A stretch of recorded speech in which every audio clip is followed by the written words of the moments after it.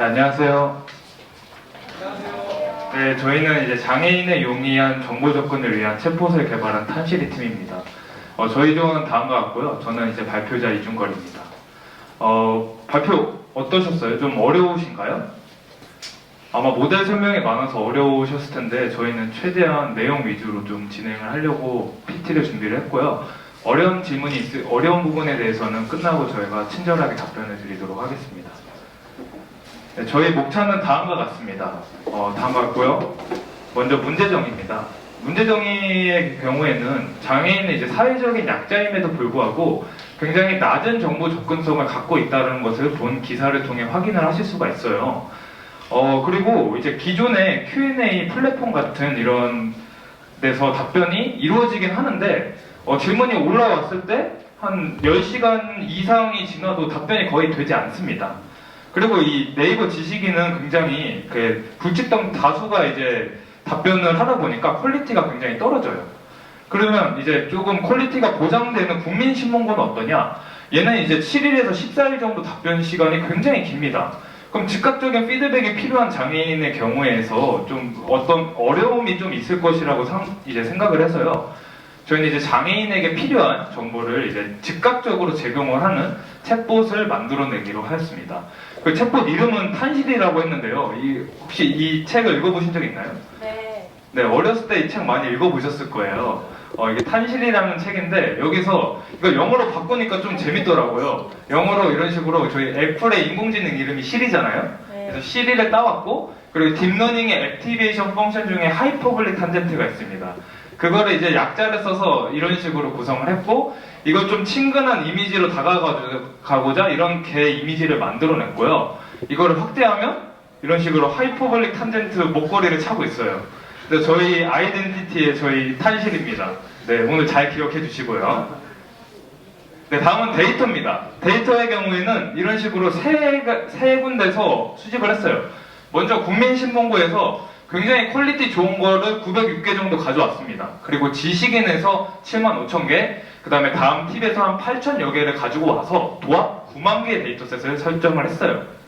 그런데 이제 이런 데이터가 이 답변의 디스트리뷰션을 봤을 때 굉장히 긴 문제점이 있었고요. 첫 번째로. 두 번째 경우에는 굉장히 지나치게 개인적인 사용과 잘못된 맞춤법들이 존재가 해서 딥러닝이 이것을 학습하기엔 좀 무리가 있다라고 판단을 하였습니다. 그래서 이것을 전처리를 하기로 했는데 전처리가 하려면 9만 개죠? 9만 개를 해야 되는데 이런 식으로 이제 바꿔야 돼요. 이런 식으로 되게 구구절절한 내용을 개인적인 사연을 일반화시키고 그리고 맞춤법은 정정을 해야 됩니다. 그래서 깔끔하게 한 문장을 이렇게 떨어지게 만들어야 되는데 이걸 알고리즘을 할 수가 없을 것 같아서 9만 개를 사람이 일일이 접근을 해서 다 읽어보고 이런 식으로 바꿨어요. 이 작업만 거의 한 2주에서 3주가 걸렸고요. 답변 같은 경우에도 이런 식으로 굉장히 어려운 단어와 좀 생소한 단어들이 많아서 깔끔하게 한 문장으로 떨어지게 했습니다. 그 결과 질문에 관련 없는 내용은 삭제하였고요. 그리고 신뢰성이 확보되지 않는 답변도 삭제를 해서 최종적으로 약 15,000개의 데이터셋을 구성을 하였습니다. 다음은 모델링입니다. 모델링 경우에는 크게 4가지 어프로치로 좀 접근을 해봤어요. 첫 번째는 시밀러리티입니다. 시밀러리티 같은 경우에는 질문과 유사도가 높은 질문을 찾습니다. 그리고 그 질문의 답변을 챗봇에 답변으로 제시하는 형태로 이루어지게 되고요. 이때 사용한 이 알고리즘의 경우에는 첫 번째는 자카드 시밀러리티를 사용하였고 두 번째는 독투백으로 인베딩 한 후에 코사인 시밀러리티를 통해 이제 찾는 방식을 했고요. 세 번째는 이 둘을 적절히 섞어서 앙상블하는 메소드까지 한번 적용을 해봤습니다. 그 두 번째는 딥러닝 제너레이션 모델로 이제 학습을 시켰어요. 이 모델에 대해서 좀 말씀을 드리자면 질문과 답변을 생성 모델에 학습시켜서 질문에 대한 답변 자체를 학습해서 챗봇의 답변으로 제시하는 형태로 답변이 이루어지게 됩니다. 이때 사용한 모델은 보시는 바와 같이 크게 3가지입니다. 이 중에서 C2C 같은 경우에는 성능이 좀 떨어져서 이제 제외를 시켜버렸고요. 버트 모델 같은 경우에 굉장히 지금 소타 모델이고 핫하잖아요. 근데 이게 생성 모델로 적용했을 때는 좀 여러 가지 문제점이 있었고요. 그리고 이제 레퍼런스가 많이 존재하지 않아서 좀 챗봇 개발에는 어려움이 있을 것이라 판단해서 이 친구도 제외를 했고요. 최종적으로는 조금 성능이 확보가 되고 답변도 굉장히 좀 어느 정도 되는 이 트랜스포머를 설정을 하였습니다. 근데 이렇게 딥러닝을 통해서 학습을 했더니 두 가지 문제점을 좀 발견을 했어요. 첫 번째는 답변의 길이가 긴 경우에는 굉장히 성능이 저하가 됩니다. 질문 토큰이 굉장히 조금 들어가는데 이 답변에 대한 토큰이 다수 존재하면 굉장히 성능이 떨어지고요. 두 번째로는 이 모델의 아웃풋이 토큰 단위입니다. 그러니까 토큰을 여러 개 뱉어내기 때문에 이거는 완벽한 하나의 센텐스라고 볼 수 없어요. 띄어쓰기가 적용되지 않았기 때문에 하나의 완벽한 센텐스로 볼 수 없어서 이것들을 완벽하게 만들어지기 위해서는 띄어쓰기가 적용되어야 됩니다. 그래서 이 모델의 아웃풋이 모두 토큰인 것이 좀 문제점이 있었고요. 그래서 이것을 뒤에서 저희가 어떻게 해결했는지를 좀 말씀을 드리도록 하겠습니다. 다음은 QA 모델인데요. QA 모델 같은 경우에는 질문에 대한 답변을 QA로 학습시켜서 챗봇의 답변으로 제시하는 형태인데요. 이거는 저희 지지난번 컨퍼런스 때 진행됐던 TMI조의 시연 중의 일부입니다. 이런 식으로 같이 전체 문장 중에 정답이 존재해서 찾아가는 방식으로 학습이 진행이 되는데 저희 데이터셋은 답변이 전체적으로 이루어져야 되기 때문에 이거는 이제 좀 맞지 않다라고 판단해서 QA 모델은 파기를 하였습니다. 그래서 최종적으로는 저희가 선택된 여러 가지 모델들을 좀 장점에 맞게 여러 가지 섞어서 활용을 하는 앙상블 방법을 좀 고안을 했고요. 이것들에 대해서 좀 말씀을 드리고자 합니다. 그래서 첫 번째는요, 먼저 사용자의 인풋이 들어와요. 이런 식으로 질문이 들어옵니다. 그 질문이 들어왔을 때 질문의 답변을 인풋으로 받아서 이것이 질문에 대한 답변의 길이가 길 것이다, 짧을 것이다를 예측을 하는 모델을 학습을 시킵니다. 그렇게 됐을 때 질문이 긴 경우에는 클래스 1로 명명하겠습니다. 질문이 긴 경우에는 이것이 딥러닝이 학습하기 힘든 단위이기 때문에 시밀러리티를 통해서 답변이 이루어지게 하였고요. 질문 답변이 이제 짧은 경우에는 다음과 같이 트랜스포머로 이제 답변이 되도록 만들었습니다.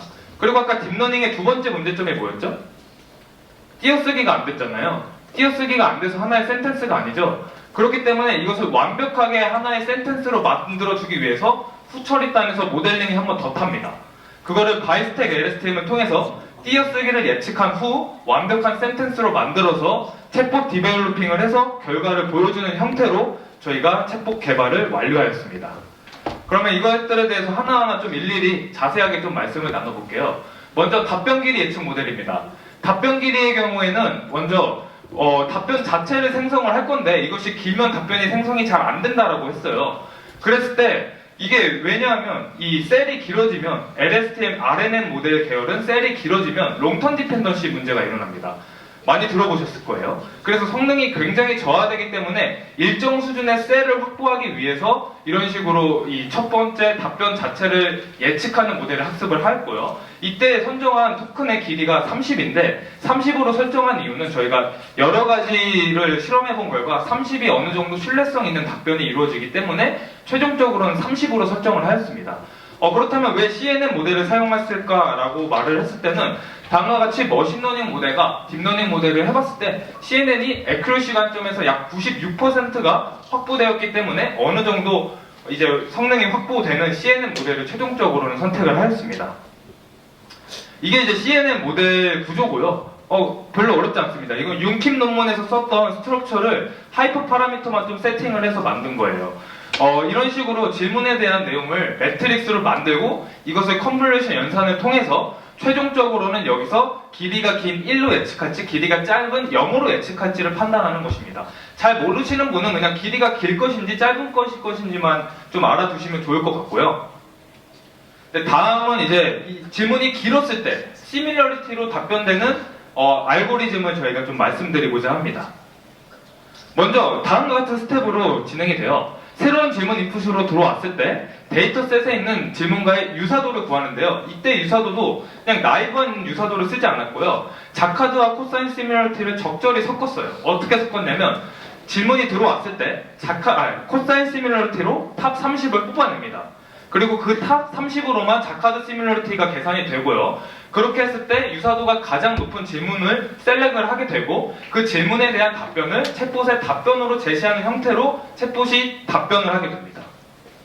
근데 이게 약간 성능이 좀 떨어지는 그런 경향이 있어서 다음과 같은 어프로치도 해봤어요. 뭘 해봤냐면 유사도를 계산을 할 때 토픽으로 접근을 해서 그 토픽 안에서만 조금 글을 찾아서 답변을 해주면 좋지 않을까 라는 판단하에 다음과 같은 시도를 해봤습니다.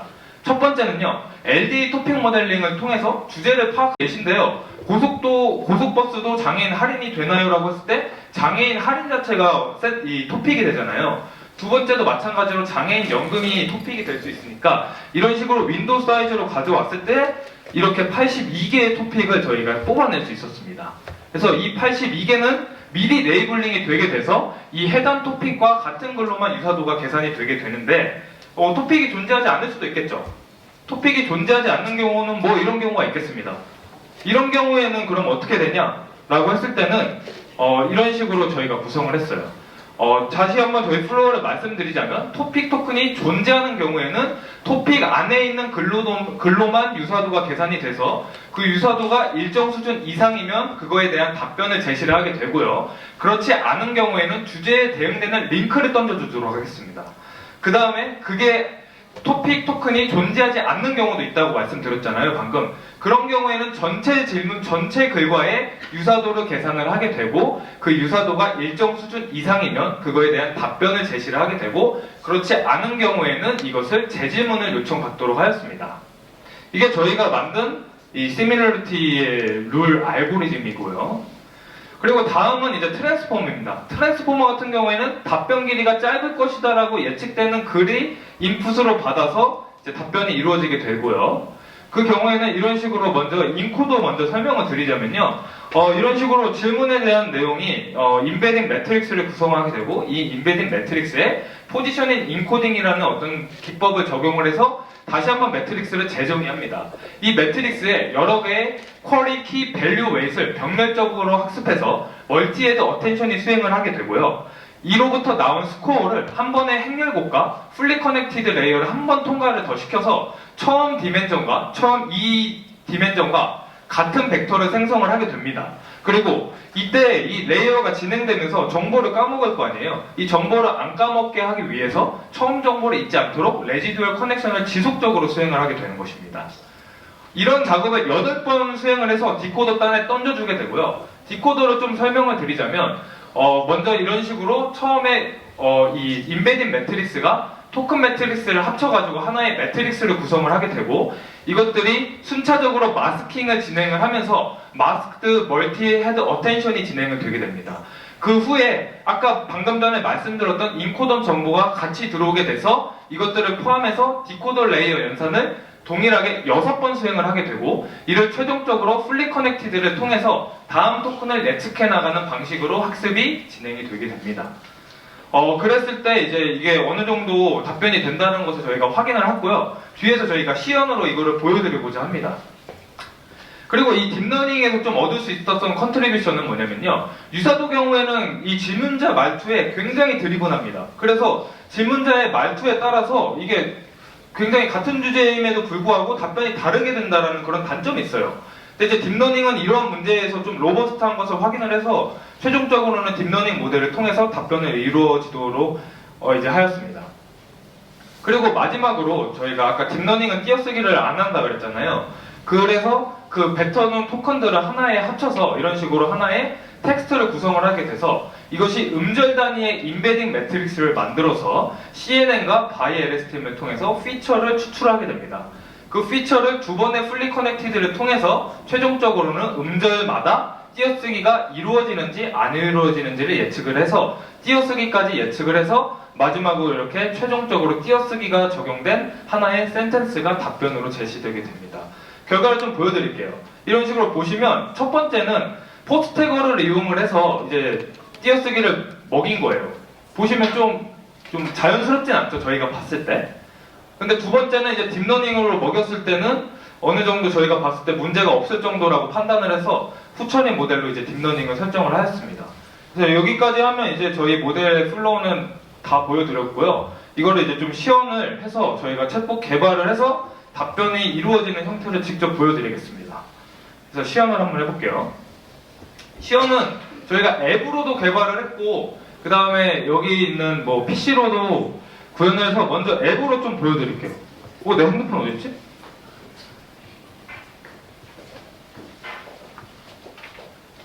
잠시만요. 그 옷 안에 주머니 봤어요.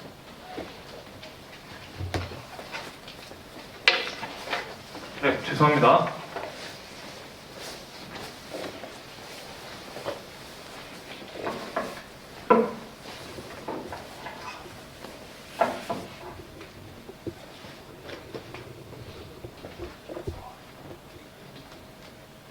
네, 바로 보여드릴게요.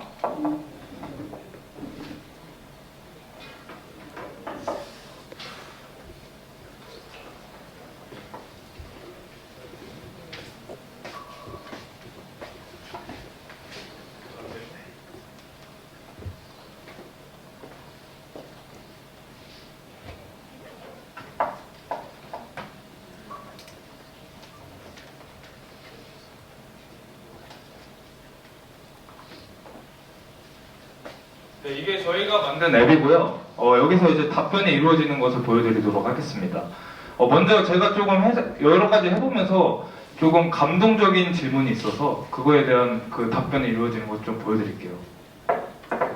뭐라고 할 거냐면, 우리나라에는 아직 장애에 대한 편견이 있나요? 라고 얘기를 했을 때,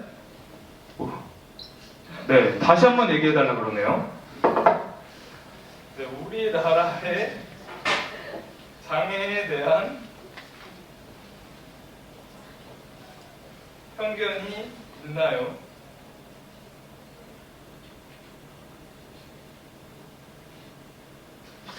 왜 이러지? 다시 한번 해보겠습니다. 우리나라의 장애에 대한 당황 안 했어요. 편견이 있나요? 라고 했을 때 네, 이렇게 나옵니다. 인간은 누구나 알게 모르게 마음속에 걱정거리를 안고 살고 있습니다. 그것은 장애라고 할 수 있습니다. 이런 식으로 좀 예쁘게 감동적인 답변이 좀 되는 것을 제가 확인했고요. 처음에 답변이 좀 되지 않아서 당황은 안 했는데요. 좀 질문 한번 받아보도록 하겠습니다. 혹시 질문해 주실 분 있나요? 네, 거기 뒤에. 네. 우리나라에는 장애인분들 몇 분 정도 계시는지 그러면 우리나라에 장애인은 몇 명인가요? 이게 나올까요? 물음표 왜 안 붙여요? 왜 이러죠? 물음표 다시 해볼게요. 물음표 우리나라의 장애인은 몇 명인가요?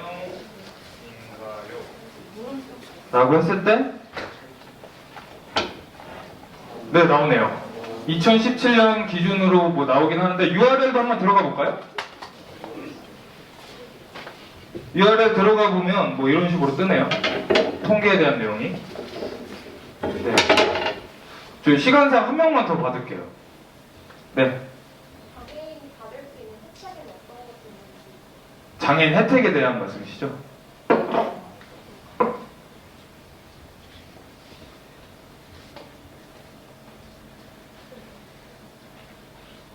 혜택은 어떤 것이 무엇이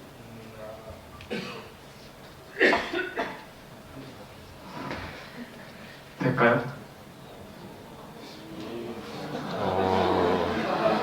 혜택이 굉장히 많네요.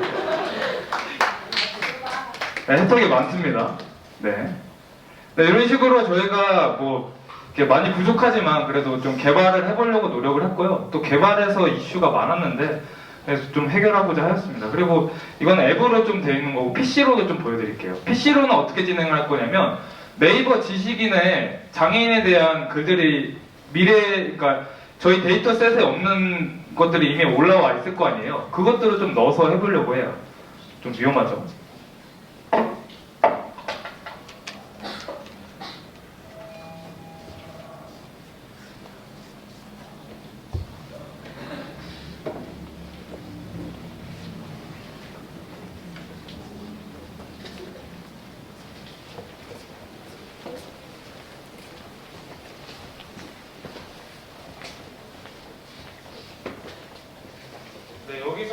장애인 지식인의 장애인이라고 쳐보겠습니다. 그랬을 때 뭐 이거 한번 해볼까요?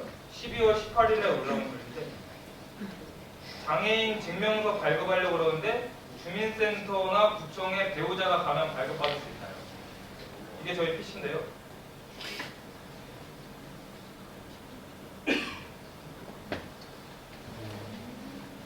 네, 어느 정도 하는 것 같네요. 그 다음에 조현병 중증 장애인도 공무원 장애인 전용에 지원할 수 있나요? 라는 걸 넣었을 때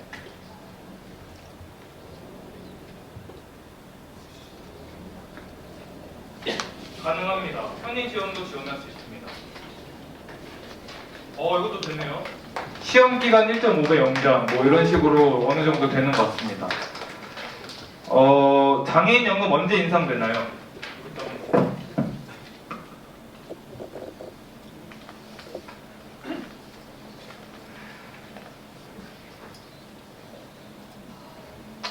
보셨죠? 탄실입니다. 친구들 장애인 가서 다른 데서 장애인이 없이겠다는 것 같아요. 어떻게 해볼까요? 네. 장애인이 항상 좀 필요하고 이제 네네네네네. 이게 장애인이 없이 친구자가 장애인 가는데 기본적으로 그러면 저희가 이따가 챗봇을 열어드릴 테니까 텔레그램을 까셔서 탄실이라고 치면 직접 해보실 수 있습니다. 직접 한번 해보시면 좋을 것 같습니다. 네. 근데 아마 될 겁니다. 왜냐면 유사도, 그러니까 딥러닝은 좀 힘들 수 있어도 유사도가 들어갔기 때문에 장애인 키워드는 사실 스타버드를 해서 확률값에 계산이 되지 않아요. 그러니까 이게 무조건 글마다 장애인이 들어가 있으니까 확률값에 영향을 줄 거 아니에요. 장애인은 토큰은 계속 들어와 있으니까. 그래서 그거는 스타버드 처리를 해서 사실 제어가 되어 있습니다. 그래서 아마 확률값으로는 영향을 미치지 않아서 좀 그렇게 큰 영향을 미칠지는 잘 모르겠습니다. 한번 직접 해보시면 직접 해보셔서 저한테 말씀해 주시면 감사하겠습니다. 그럼 마지막으로 저희 기대효과 한계점에 대해서 말씀드리고 발표 마칠게요. 시험 때문에 좀 발표가 길어졌는데 죄송합니다. 네, 기대효과는 방금 보신 바와 같이 답변 굉장히 빨리 됐죠? 저희는 개발에도 신경을 써서 답변이 빨리 이루어지도록 코드를 계속 수정을 했습니다. 그래서 보다 쉽고 빠른 정보가 이제 정보 접근이 가능하게 되고요. 이를 통해서 불필요한 대기 시간을 단축할 수 있을 것이라고 판단이 됩니다. 그리고 이게 지금은 텍스트로 만들었지만 이건 하나의 엔진으로 써서 이건 현재 텍스트 엔진으로 써서 음성이나 점자로 확장 가능성도 있으니까 좀 다양한 플랫폼과 연계를 하면 좀 더 의미 있는 것들을 만들어낼 수 있지 않을까 싶습니다. 그리고 관련 기관과의 좀 연계를 통해서 좀 신뢰성 있는 학습 데이터를 구축을 하면 보다 질 좋은 챗봇을 개발할 수 있을 것입니다. 그리고 저희 한계점으로는요, 첫 번째는 데이터셋에 존재하는 질문만 이제 답변이 가능합니다. 이거는 뭐 어쩔 수 없죠. 저희 한계점 중에 하나고요. 두 번째로는 이 지역적인 사연에 대한 답변은 어려움이 있어요. 저희가 제거를 했습니다. 예를 들어 저희 아버지는 어떤 상황이고 어머니는 어떤 상태고 나는 어떤 상태고 내 동생은 어떤 상태인데 어떤 지원을 받을 수 있을지에 대한 굉장히 디테일한 그런 질문에 대해서는 좀 아무래도 힘들잖아요. 그래서 그것들은 좀 제외를 시켰기 때문에 이런 것들에는 답변에 어려움이 있을 수가 있고요. 그리고 마지막으로는 저희 메인 답변 모델은 사실 시뮬러티입니다. 그래서 질문자 어투에 조금 이제 굉장히 드리븐하게 답변이 돼서 이것들도 어떻게 보면 문제라고 할 수 있겠습니다. 네, 저의 발표는 여기까지고 들어주셔서 감사합니다.